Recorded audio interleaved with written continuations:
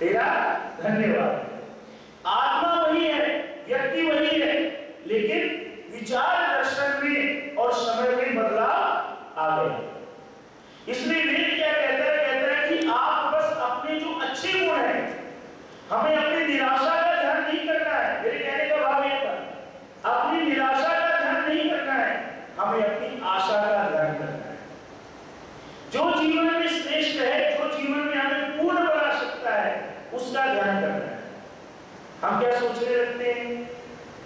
आप बताइए, जब कभी निराश होते हैं, पिछली बातों को माता जी जो नकारात्मक बातें, सकारात्मक बातें नहीं, जो नकारात्मक बातें वो ज्यादा चलती हैं, फिर दुखी हो जाते हैं।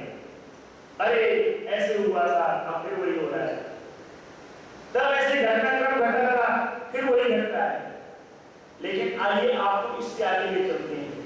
अगली चीज क्या आएगा, उस चर्चा को विराम आगे देंगे। दूसरी बात क्या है?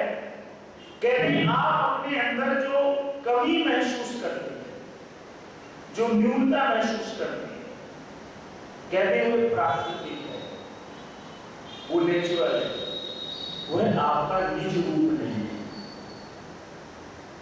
आप और मैं कमजोर नहीं है। वेद के मंत्रों में हमें हमारे स्वरूप का दर्शन कराया जाता है।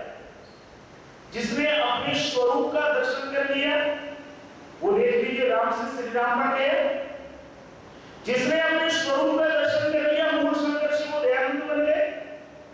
अब देख लीजिए, अपने स्वरूप को पहचान लिया ना उन्होंने। हम अपने स्वरूप को नहीं पहचान पाते हैं। तभी यहां पर क्या चर्चा है? कहते हैं कि हमारे आपके अंदर जो कमी है वो हमारी नहीं,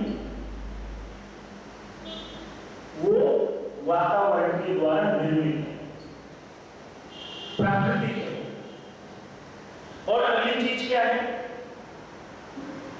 कहते हैं कि जो आपके हृदय में चित्त शक्ति है वही आपका निज स्वरूप है, जिसका तेज सारे शरीर में फैल रहा है।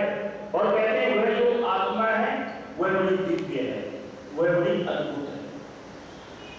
अब देख लीजिए, विचार कीजिए। आप प्रतिदिन किसी बात का चिंतन करते जाएं, मनन करते जाएं, एक दिन क्या होगा? आप वैसे की वैसे बन जाएंगे। आज समाज में आप जो विसंगतियां देखते हैं, जो परेशानियां देखते हैं, उन सब के मूल में क्या है? विचारों का अभाव। और क्या उसका किसका अभाव है? व्यक्ति का स्वयं के ऊपर विश्वास ना होना। मेरा किस पर विश्वास था? मुझे अपनी संपत्ति पर विश्वास है, अपने पर विश्वास नहीं। जरा ध्यान दीजिए, मुझे अपने पर विश्वास नहीं है, मुझे अपने अंगरक्षकों पर विश्वास है। आज दिक्कत ये आ रही है। लेकिन वेद क्या कहता है कि आप अपने आप में बड़े दिव्य हैं। आप महसूस तो करें, आप अपने आप में बड़े अद्भुत बलशाली हैं, आप महसूस तो करें। फिर ये कमजोरी आपकी मेरी क्या होगी? बोलिए, बढ़ जाएगी। अच्छा, आप एक बार देखा करिए, सुबह उठे आप, मैं उठा, हमने बोला अरे आज मौसम बड़ा गड़बड़ है, पता नहीं कैसा दिन गुजरेगा। सुबह उठ लिया, आपने बोल दिया, क्या होगा उसका परिणाम? आप जानते हैं, आपका मन खराब हो जाए। मौसम चाहे भले अच्छा हो जाए, लेकिन आपका मन आज अच्छा होने वाला, बोलिए, नहीं। और आप सुबह उठे, आपने कहा वाहे प्रभु, तूने एक दिन और दे दिया मुझे, तेरा धन्यवाद। मैं आज इसको एंजॉय करूंगा, तेरे भजन में, तेरे कीर्तन में, तेरे गुणों में मस्त रह करके अपनी ड्यूटी करूंगा। फिर आप देखना आपके जीवन में क्या नृत्य उत्पन्न होता है, मेरे जीवन में कितना सुख उत्पन्न होता है, कितना कल्याण बरसता है। इसलिए वेद कहता है कि आप अपने निज रूप का इस समय ध्यान करें, जो हृदय के पास है, जिसका नाम आत्मा है, वो सबसे बलशाली है, किसी से से कमजोर बोलिए नहीं है। आप देख लिया करिए, आपके बच्चे बाहर रहते हैं, कुछ लोगों के कुछ के ऑफिस चले जाते हैं, आप घर में हैं, आप हृदय से याद कीजिए बच्चों को, 2 मिनट के अंदर आपके पास फोन आ जाए तो बताइए। कभी देखा होगा आपने? जब जब आपने अपने किसी नजदीकी को पुकारा होगा, याद किया होगा कि अरे मुझे अपने बेटे से बात करना चाहिए और मेरा फोन नहीं लग रहा, तब तब आपने देखा होगा कि कुछ मिनट कुछ घंटों के अंदर आपकी उनसे बात बोलिए हो जाती कि नहीं हो जाती? क्यों? क्योंकि आपने हृदय से पुकारा। इसका मतलब क्या हुआ? कोई ऐसी शक्ति है जो आपके हृदय में भी विद्यमान है और आपके संबंधी में भी विद्यमान है, और वो शक्ति कौन है? बोल दीजिए, परम पिता परमात्मा। अगली चीज क्या है? अगली चीज है, कहते हैं कि हमारे इन हीन भावों के कारण, हमारे इन हीन भावों के कारण जो हमारी स्वयं की शक्ति है उसका विकास नहीं हो रहा।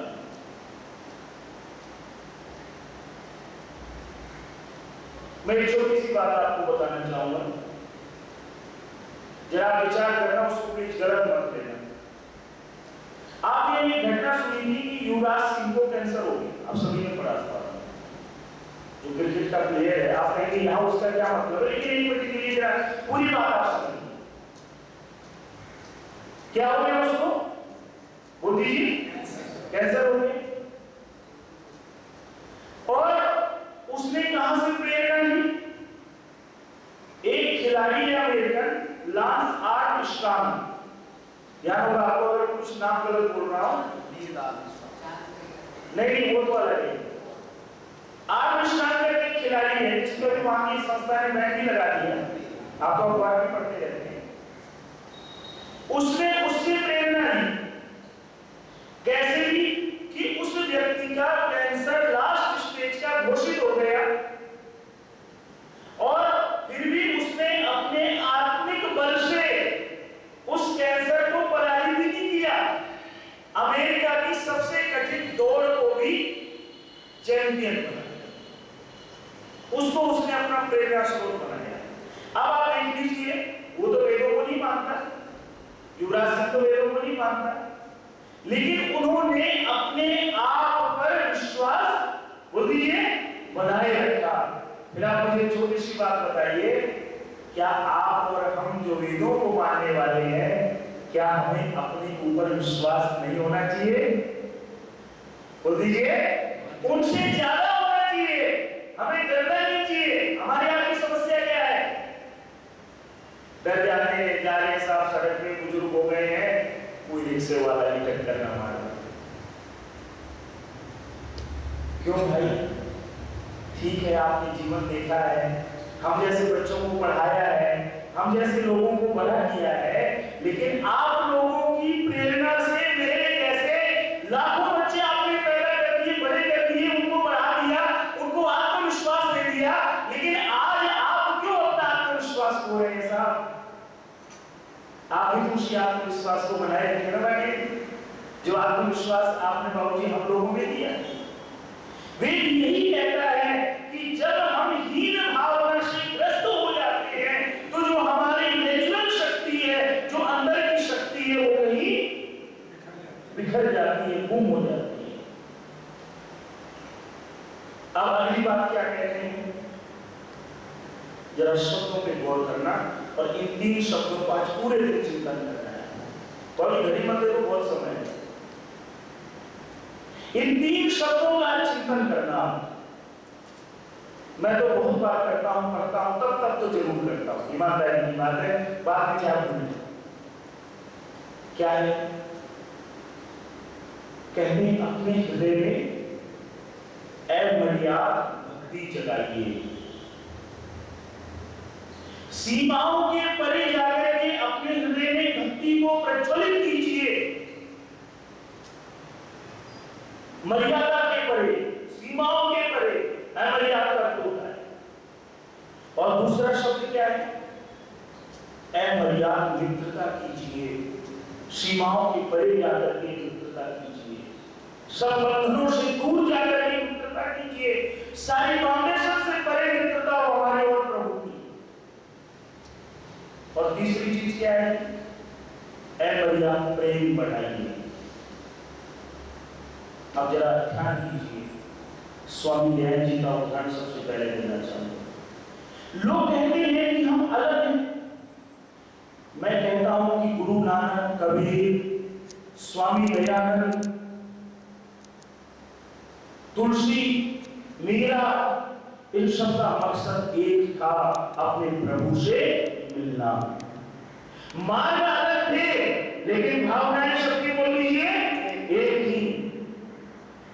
अब जरा उदाहरण देखिए, स्वामी दयानंद जी को एक महात्मा प्रतिदिन गालियां देता है, सुना होगा आपने।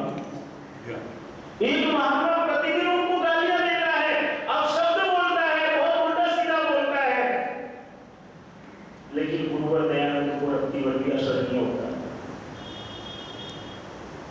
और एक दिन क्या करते हैं, एक भक्त आता है, स्वामी जी के पास फलों का टोकरा लेके आता है। स्वामी जी ये फल आप देंगे। स्वामी जी कहते हैं कि भाई, मेरे पड़ोस में बाबा जी रहते हैं, ये फल उनको दे आइए। भक्त कहता है, स्वामी जी आप क्यों नहीं? बोले नहीं, उसकी ज्यादा शक्ति खर्च होती है, उसको ज्यादा इन फलों की आवश्यकता है। वो व्यक्ति फल लेकर चला जाता है, और फल लेकर के जाता है तो वो बाबा जी कहते हैं, अरे पूरे को गलतफहमी हो गई होगी, उस स्वामी दयानंद मेरे पास क्यों नहीं लेगा? मैं तो उसको सुबह शाम खूब भद्दी भद्दी गालियां देता हूँ, खूब भला भला कहता हूँ। अरे भाई साहब, आपको कुछ गलती हो गई होगी। अरे नहीं बाबा जी, वो स्वामी जी नहीं भेजे। कहते हैं कि जब वो व्यक्ति विश्वास कर लेता है तो जाकर के स्वामी जी के चरणों में गिर करके उनसे बोल दीजिए क्षमा मांगता है। आप और हम क्या करते स्वामी जी की? बोल दीजिए, डंडा लेके कम से कम लड़ पड़ देना बोलिए उससे, तू मेरे को सुबह शाम गाली नहीं देता है। दूसरा उदाहरण आप देखिए गुरु नानक देव जी का, बड़ी फेमस कहानी है वो, मैं लंबा नहीं कर रहा हूं कि एक गांव में जाते हैं, खूब सेवा होती है, दूसरे गांव में जाते लोग पानी करके पूछते, और उनका शिष्य उनके साथ रहता है, तो जहां सेवा होती है उनको कहते उजड़ जाओ, और जहां पर पानी नहीं पूछता उनको कहते बसे रहो।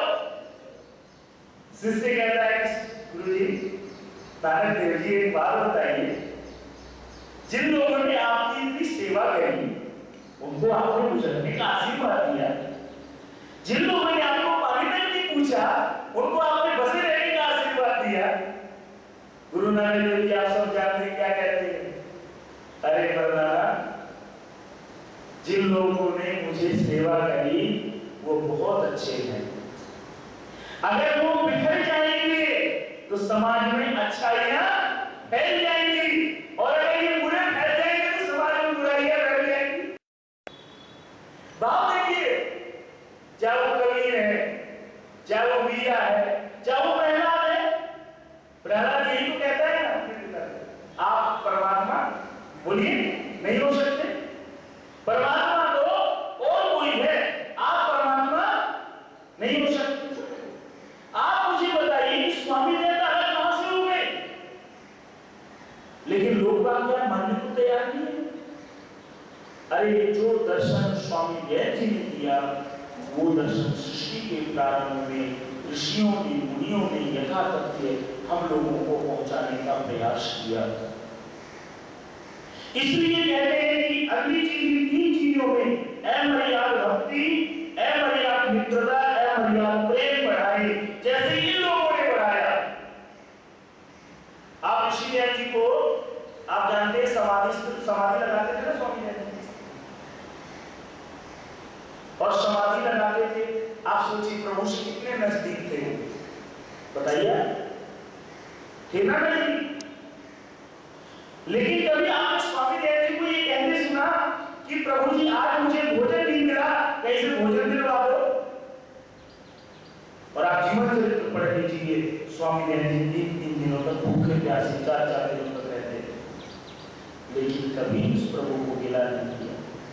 योगी राज कृष्ण को देख लीजिए, पैदा जेल में होते हैं, असली मां का दूध नहीं मिलता, असली पिता का साया नहीं मिलता, लेकिन हमेशा मुस्कुराते हुए रहते हैं, कभी प्रभु को गिला नहीं करते हैं। ये जब प्रेम होता है तो गिला नहीं होता है, जब भक्ति होती है, मित्रता होती है, फिर गिला नहीं होता। आप बड़े बुजुर्ग बैठे हैं, पहले की मित्रता में दम हुआ करता था। पहले कोई किसी मित्र को अपने स्वार्थों के लिए दोस्ती नहीं करता था। मित्रता माने कुर्बान, समर्पण, बलिदान।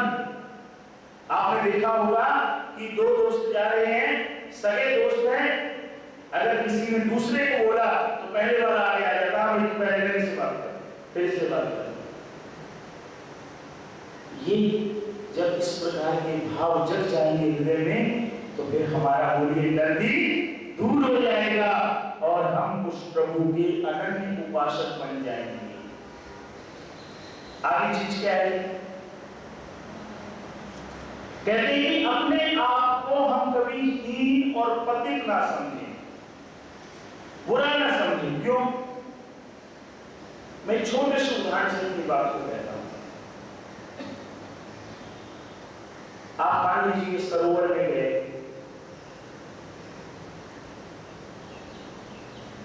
आपने देखा सरोवर में पानी ठहरा हुआ है, आपने क्या किया? एक कंकड़ उठाया, उस सरोवर के पानी में डाल दिया। क्या होगा बोलिए? लहर उठेगी ना। और आप देखेंगे कि कंकड़ एक डाला, लेकिन लहरें कई सारी उठी, 1 2 3 4 5 6 और दूर तक जाएगी वो। ठीक उसी प्रकार से जब आप संध्या करते हैं, जब आप प्रार्थना करते हैं, उस समय आपका मानस बिल्कुल ठहरा हुआ होता है। उस मानस के सरोवर में अच्छे विचारों की कंकड़ डालें, अपने आप को हीन पतित समझने वाले कंकरों को ना डालें। उस समय जो डालोगे वही बोलिए आपके दिमाग में निर्माण हो जाएगा। और अगली बात क्या कहते हैं? एक उदाहरण देना चाहूंगा। आपने अभी क्या किया? वो यज्ञ किया। लोहा को जब गलाना होता है, सर क्या करते हैं? आग में गर्म कर देते हैं। एकदम आप देखेंगे लोहे में और अग्नि में कोई अंतर नहीं रहता, एकदम वो भी लाल और वो भी लाल।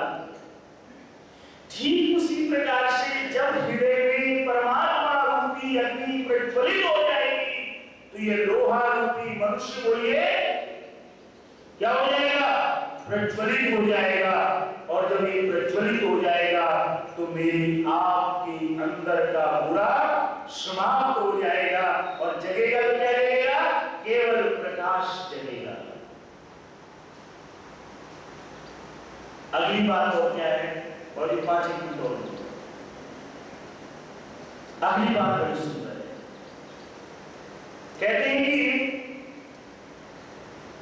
अब आ जाइए, मैंने बहुत सारे नाम लिए, हो सकता है कुछ बड़ों को ये आपत्ति होगी, आपने गुरु नानक देव जी, स्वामी दयानंद जी, कबीर, तुलसीदास, सबका एक साथ नाम कर दिया। एक मैं वेद का मंत्र आपको सुनाना चाहता हूँ। ये ना ये जब एग्जाम्पल दो तो उसके लिए हम माने हैं। एक मंत्र सुनाना चाहूंगा, आप उसको भी समझिएगा, फिर दोनों में आपको अंतर पता चल जाएगा कौन कहां बैठा है, कौन कहां है। मंत्र क्या है? मंत्र ये है, मूर्धानमश्य संसिद्ध्य अथर्व हृदयम चयत मस्तिका ऊर्ध्व प्रेरयत पवमानो अधिशीर्षत।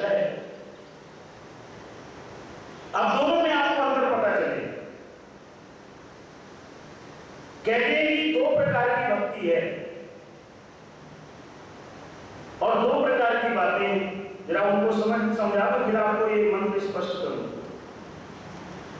कहते हैं जो भक्ति का स्थान है वो कहां पर है? वो हृदय में है। भक्ति का स्थान कहां पर है? हृदय में। अभी हमने मैं पढ़ा तो हृदय की चर्चा करी। और कहते हैं भक्ति से हृदय का बल बढ़ता है।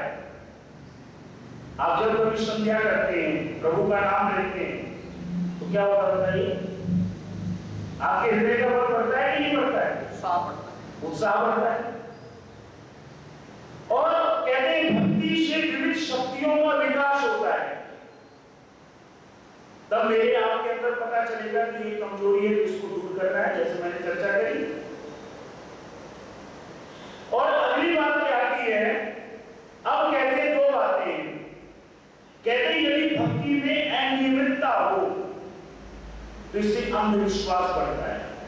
आपकी बात क्या है? भक्ति में यदि अनियमितता हो तो क्या होता है? अंधविश्वास बढ़ता है। अब देख लीजिए, आप मुझे एक बात बताइए, आपके पास मेरे पास समय है या नहीं है? हम भोजन करते हैं कि नहीं करते? बोलिए, किसके लिए? शरीर के लिए। ठीक उसी प्रकार से इस मन की बुद्धि की खुराक के लिए जो भक्ति का समय है, संध्या का समय, यज्ञ का समय है, क्यों नहीं निकालते? तो क्या होगा? इससे अंधविश्वास बढ़ेगा। कैसे बढ़ेगा? एक छोटा सा एग्जाम्पल देना चाहूंगा। मान लीजिए आप डेली संध्या करते हैं, डेली यज्ञ करते हैं, एक दिन आप संध्या यज्ञ करना भूल गए और उसी दिन आपके साथ कुछ गलत हो गया, आप किसको दोष देंगे? अपने आप को दोष देंगे। लेकिन मैं कहता हूं गलत, जरा पूरी बात को समझिए। आप मुझे छोटी सी बात बताइए कि आपका पुत्र यदि सुबह आपको नमस्ते ना करे,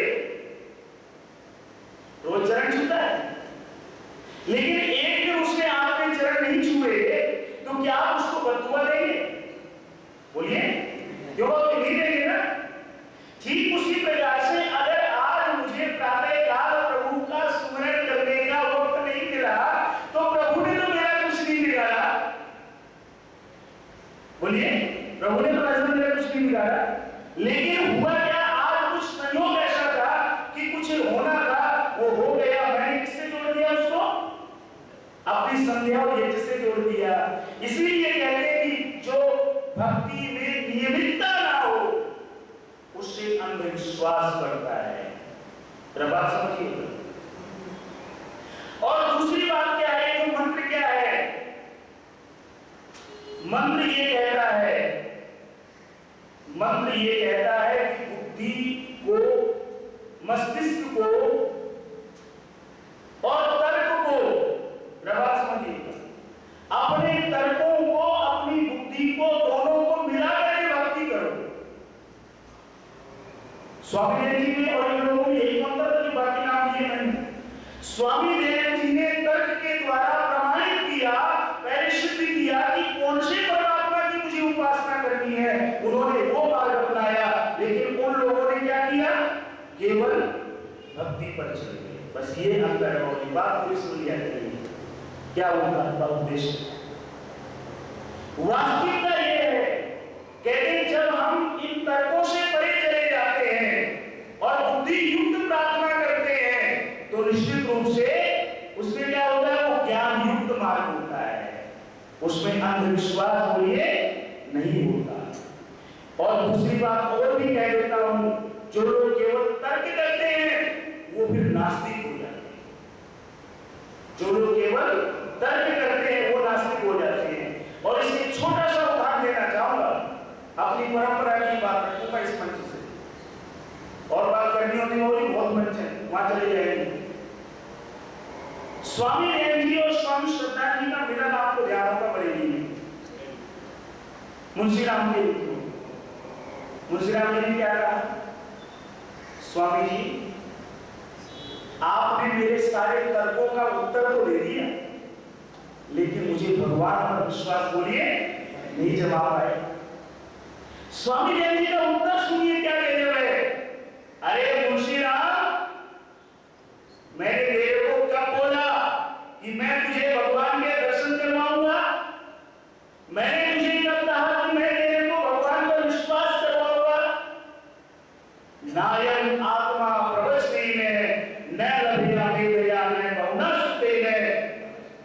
उपनिषद का वाक्य ही। ये आत्मा ना तो प्रवचन से मिलता है, ये परमात्मा ना ज्यादा प्रवचन से मिलता है, ना ज्यादा पढ़ने से मिलता है, ना ज्यादा साधना करने से मिलता है। ये परमात्मा उसको तब मिलता है जब उस परमात्मा की उस व्यक्ति के ऊपर विशेष कृपा होती है। माता और सज्जनों, बस वही विशेष कृपा मुझे आपको अपने हृदयों में चाहिए। और वो विशेष कृपा कब होगी? जब इस भक्ति का नियमन होगा। आप संध्या का समय हो जाए तो जैसे आपको भूख लगती है, चाय की इच्छा नहीं है, लेकिन अगर सुबह के आपके 7 बज गए, आपने क्या बोला, मेरा चाय नहीं दी, खाने की इच्छा नहीं है, लेकिन आपने 12 बजे क्या बोला, अरे मेरा भूख लगी है, खाना तो लगा दो। ठीक उसी प्रकार से जब आपके मेरे जीवन में ये प्रार्थना घटित हो जाएगी, तो जब सुबह शाम का समय हुआ करेगा, तो जैसे मछली को जल से बाहर निकाल दो, क्या होगा, तड़पती है ना, ठीक उसी प्रकार से जब मेरा प्रभु रूपी जल बाहर निकल जाएगा, तो क्या होगा, मेरा तड़पना शुरू हो जाएगा। माता और सज्जनों, बस इसी बात को मैं चाहता हूँ, मैं हूँ चाहे आप हूँ, हम जागृत कर लें, यही तो संध्या है। अगर ये जागृत नहीं हो पाया तो फिर संध्या का कोई मतलब नहीं रह जाता। इन्हीं शब्दों के साथ आगे की चर्चा अगली बार करेंगे। आप सबने बहुत समय दिया, उसके लिए धन्यवाद। ओम शांति।